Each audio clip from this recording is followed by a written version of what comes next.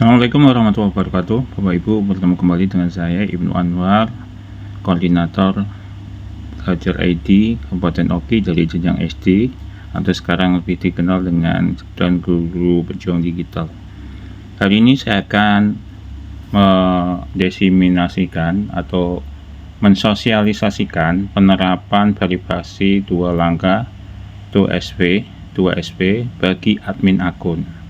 Saya ulangi lagi Bapak Ibu, bagi admin akun. Admin itu adalah kepala sekolah atau guru yang ditugasi sebagai PLT kepala sekolah.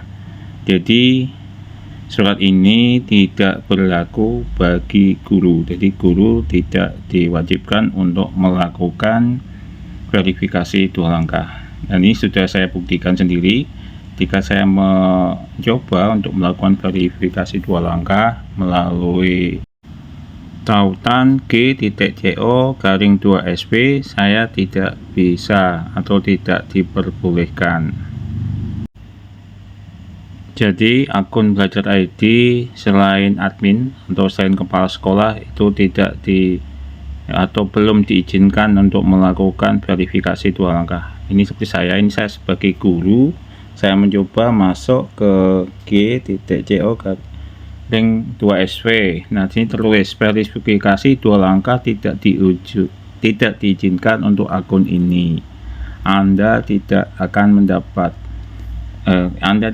dapat mengaktifkan verifikasi 2 langkah. Seperti itu. Nah, Bapak Ibu, hari ini saya akan menyampaikan sosialisasi bagi kepala sekolah atau admin. Proses verifikasi 2 langkah ini pada periode pertama ditujukan ke SLB dan SD. Ke LSB karena sekolah luar biasa ini jumlahnya paling sedikit. Rentang waktunya 6 April sampai 6 Mei 2026. Sedangkan untuk jenjang SD ini rentang waktunya 11 Juni sampai 11 Juli 2026. Kenapa jenjang SD? Karena jenjang SD kebalikannya dari SLB, yaitu yang jumlah akun belajar ID-nya paling banyak. Jadi kalau SLB dan SD sukses, maka jenjang yang lain SMP, SMA juga akan sukses. Surat edaran terkait dengan pelaksanaan verifikasi 2 langkah itu nomornya 0896-B-H-TL-02 dan ini ditujukan kepada admin Belajar ID, jadi bukan guru. Kemudian selain itu jadi verifikasi 2 langkah ini adalah kebijakan Google secara global, sehingga tidak hanya pengguna admin Belajar ID di Indonesia saja yang harus mengaktifasi 2SP pada akun belajar, tetapi juga dilakukan secara global. Nah, fungsinya yang pertama yaitu mengurangi peretasan, kemudian menjaga keamanan data pendidik, kemudian yang ketiga memastikan hanya pengguna yang memiliki akses. Terus ini tujuannya tentunya agar data lebih aman dan terlindungi. Dampaknya nanti pada akun admin jika tidak melakukan verifikasi 2 langkah akan terkunci. Metode verifikasi 2 langkah ini ada 4. 1 perintah Google, 2 Google Authenticator, 3 kunci keamanan atau passkey, 4 SMS panggilan telepon. Nah, Bapak Ibu bisa memilih salah satu, jadi tidak harus 4-4-nya ini diterapkan. Baik Bapak Ibu, untuk memulai verifikasi 2 langkah, jangan lupa Bapak Ibu untuk login terlebih dahulu ke akun belajar Bapak Ibu, kemudian ketikkan tautan G.CO-2SP. Nah, langkah yang pertama itu ada dialog Google ya. Nah, untuk memilih dialog Google dari G.CO-2SP nanti akan bertampilan seperti ini. Bapak Ibu pilih untuk dialog Google. Terus selanjutnya langkah yang kedua yaitu Google Authenticator. untuk Google Authenticator, jangan lupa Bapak Ibu install dulu Google Authenticator di gadget atau gawe Bapak Ibu. Ini tentunya Bapak Ibu hampir semuanya sudah terinstall, karena Google Authenticator kemarin sudah diterapkan pada akun login BKN.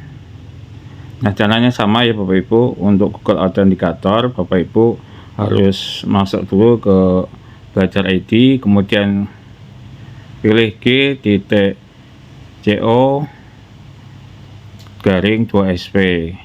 Nanti tampilannya juga sama, akan muncul seperti ini. Nah, pilih yang Google Authenticator, jadi pilih Authenticator sebagai metode verifikasi. Nah, nanti akan tampil seperti ini. Terus pilih siapkan pengautentikasi. Terus sama seperti langkah Google Authenticator, akan diberikan semacam QR.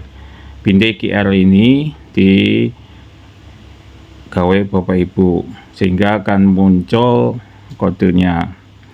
Langkah yang ketiga, Bapak Ibu, selain dialog Google dan Authenticator, Bapak Ibu bisa memilih kunci sandi. Nah, untuk pilih kunci sandi, langkahnya sama, harus memasukkan kunci sandi. Nah, yang langkah ini adalah langkah yang paling aman, karena kunci sandi bisa menggunakan sidik jari kita. Setelah melakukan scan pada pembaca sidik jari, perangkat Bapak Ibu akan terverifikasi 2SP menggunakan pilih kunci sandi. Nah, selanjutnya bisa juga menggunakan perangkat lain, jadi kata sandi, tapi nanti kata sandinya akan diberikan melalui perangkat lain. Misalkan Bapak Ibu punya HP dan iPad, terus perangkat lainnya adalah iPad.